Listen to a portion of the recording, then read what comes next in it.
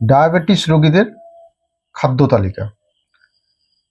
যদি খুব জিস্টে আপনি শুনতে চান তাহলে হচ্ছে প্লেট কনসেপ্ট। প্লেটে 1/3 তিন ভাগে ভাগ করে নিতে হবে।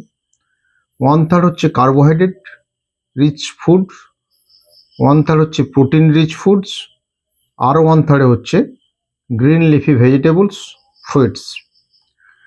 আমরা মিলকে কীভাবে ভাগ করতে পারি? 3+3, ব্রেকফাস্ট, লাঞ্চ, ডিনার, এবং ব্রেকফাস্ট আর লাঞ্চের মাঝখানে স্ন্যাক্স, লাঞ্চ এবং ডিনারের মাঝখানে স্ন্যাক্স, এবং আফটার ডিনার যখন ঘুমোতে যাবে তখন একটা স্ন্যাক্স। ব্রেকফাস্টে আমরা কী কী খেতে পারি?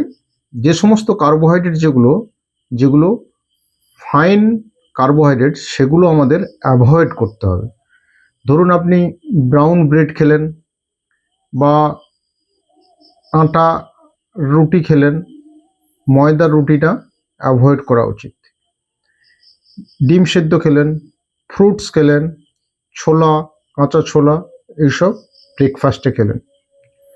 তারপর হচ্ছে ব্রেকফাস্ট এবং লাঞ্চের মাঝখানে যে স্ন্যাক্স, সেই স্ন্যাক্সে আপনি রাখতে পারেন ফ্রুটস, মিল্ক, অথবা কিছু ছোলা, বাদাম, এসব। আর দুপুরের খাবারের মধ্যে আপনি ব্রেড বা রাইস বা ভাত যেটাই খান সেটা কিন্তু অ্যাকর্ডিং টু বডি ওয়েট আপনাকে খেতে হবে। 50 থেকে 75 গ্রাম চালের ভাত, একটা ভেজিটেবলস প্লেট কনসেপ্টে, ভেজিটেবলস কিন্তু 1/3 অংশ জুড়ে, স্যালাডস, টমেটো, শসা, গাজর, বিট এইসব দিয়ে স্যালাডস খান প্রচুর পরিমাণে। এবং হচ্ছে মাছ, যে প্রোটিনটা খাবেন সেটা কিন্তু লিন প্রোটিন হওয়া উচিত, যেমন পোলট্রি জাতীয় খাবার, ফিশ এবং সামুদ্রিক মাছ কিন্তু খুব ডায়াবেটিস পেশেন্টের জন্য উপকারী।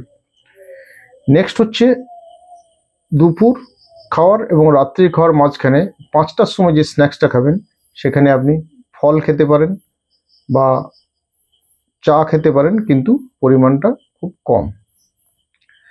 নাইটে সেটা মেনলি হচ্ছে ভেজিটেবলস, লিন প্রোটিনস, এবং যেগুলো ফাইন হচ্ছে কার্বোহাইড্রেট নয় সেই জাতীয় কার্বোহাইড্রেটের বা সেই রকম চাল, ধরুন লাল চালের ভাত বা যেগুলো ফাইন রাইস নয় সেইগুলো খাওয়ার চেষ্টা করবেন। এবং খাওয়ারের টাইম শিডিউল যদি দেখেন তাহলে হচ্ছে ব্রেকফাস্ট জেনারেলি যদি আপনি 5টা থেকে 6টার মধ্যে ঘুম থেকে ওঠেন 1 ঘন্টার মধ্যে খান, আর দুপুরের খাওয়ার 12টা থেকে 12:30টার মধ্যে, আর রাত্রির ডিনার 7টা থেকে 8টার মধ্যে যদি খেয়ে নিতে পারেন তাহলে কিন্তু আপনার সুগার অনেকটাই কন্ট্রোলে থাকবে। যারা ধরুন 10টা 11টার পর্যন্ত জেগে থাকেন তারা কিন্তু অ্যাট বেড টাইমে স্ন্যাক্স নিতে পারে, যেমন দুধ খেতে পারে বা মিল্ক খেতে পারে, আর কিছু ফ্রুটস বা স্ন্যাক্স জাতীয় খাবার রাত্রে খেতে পারে।